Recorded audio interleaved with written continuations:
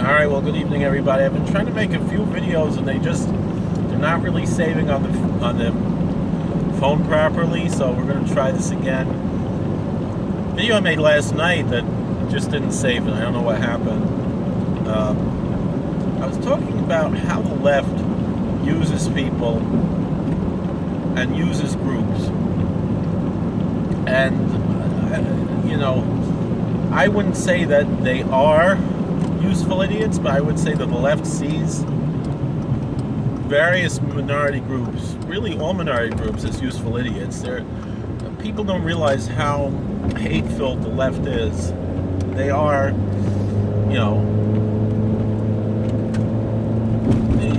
there's a few things you got to remember. Historically speaking, first of all, who were the Nazis? They were National Socialists. That's left-wing. They, certainly by American standards, of what's right and left. In Europe, when they say right and left, they're really just two different sides of the left fighting against each other, not much different than Lenin and Trotsky fighting is really what's going on. But in America, if you look at the history, where did the Nazis get their inspiration from? From the Democrat Party in America.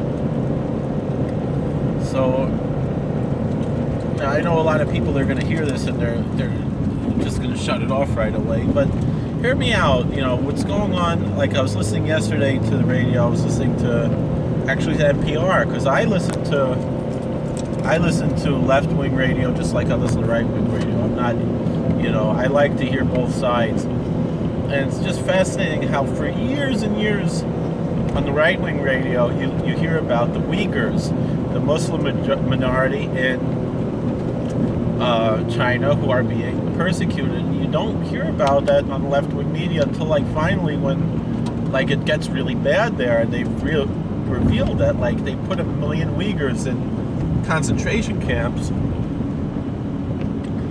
But the reason why I'm bringing this up is really to speak to Muslims who vote Democrat, because they see someone like Ilhan Omar, who pretends to be Muslim and wears a hijab, but she's clearly not Muslim. She's involved in all of these affairs and all these things that she's doing.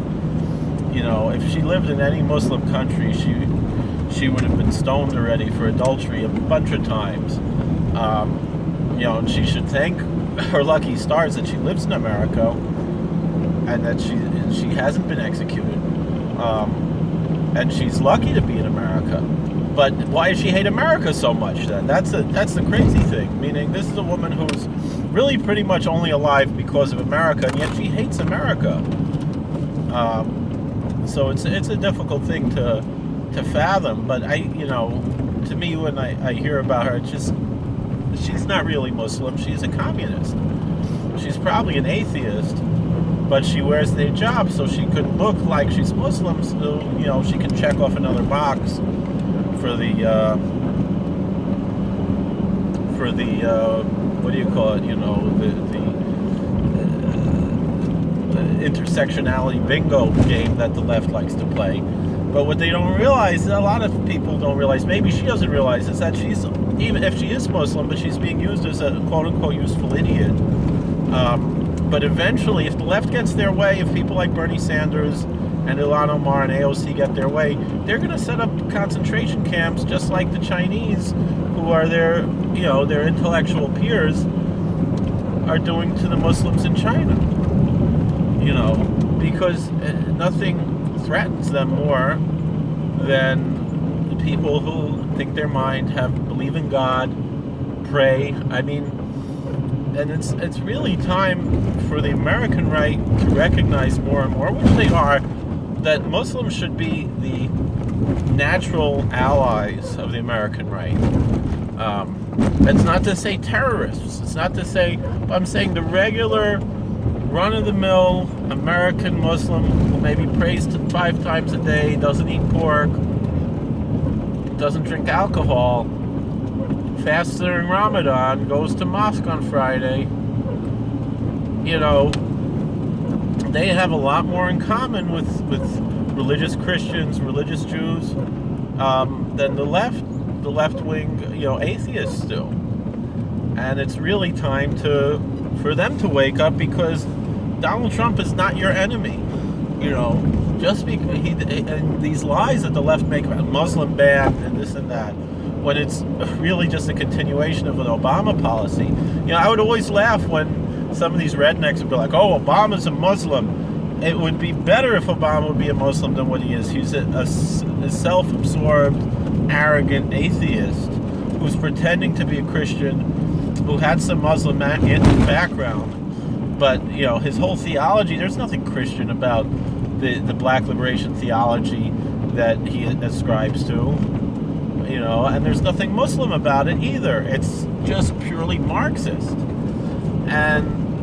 But that's the thing, all of these groups, whether it's the homosexual communities, the black communities, the Hispanic communities, the Asian communities, religious minorities like Muslims, Jews, so forth, they are really just pretty much, to the left, they're pretty much useful idiots that they're taking advantage of the whole, intersectionality and identity politics and all these things, and it's really dangerous. You know, I think, you know, to use like a Christian example of what the Whore of Babylon, right? That once they're done with her, they're going to throw her out, you know, and they don't really care about her. And it's that type of idea that, like, you know, all of these groups are being used for, you know, what they're useful for until they're not useful anymore, and then they're going to,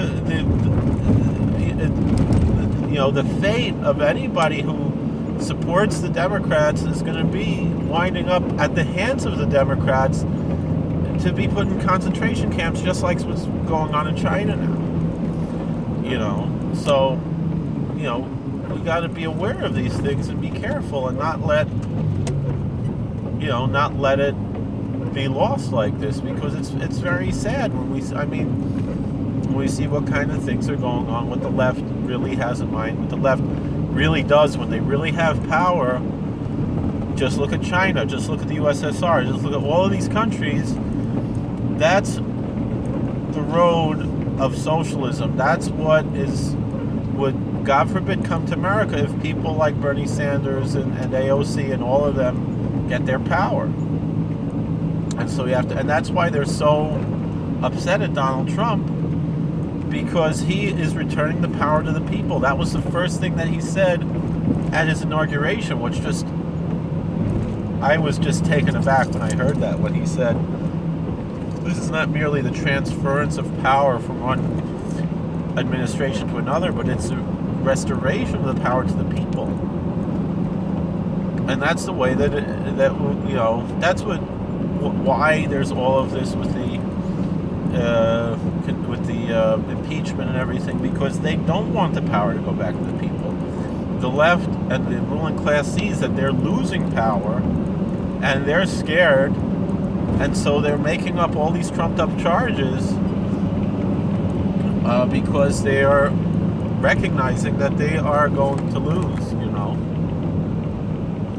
So, but in the end, you know, let's hope that the people will win, and that's what we got to look forward to. And not be upset, not be worried, have faith, and just keep on keeping on, and just fighting for freedom in America, making sure that all people have the freedom to live and worship and live according to their conscience, and not be forced by the government to do anything other than just, you know, live life and be successful. So that's what's really going on here. And so I think it's really time for all the minority groups to wake up and realize that your home is in the party of Lincoln, not in the party of the KKK that inspired the Nazis. And really nothing has changed. The Democrats are still the party of slavery. They're still the party of identity politics and big government. You know, they're big government. And not that Lincoln was perfect with all these things. I mean, he imposed an unconstitutional income tax. He had his issues, but it needed to be. He also, you know, had the administrative detention and things like that. Yeah, he was not perfect, but the idea of a republic, of protecting the rights of the minorities against the majoritarian demographic, tyranny of the majority, is really what's always been the difference between the Republicans and the Democrats from day one. So these are things that we have to be cognizant of and try to be strong about, and not let the left wing, and that's why left win. And we cannot let the left win. It's so dangerous that these things can come to America. You never know. So thank you for watching. God bless. Please like, share, and subscribe, comment, and stay vigilant. Don't let them win. All right, we'll see y'all later. God bless.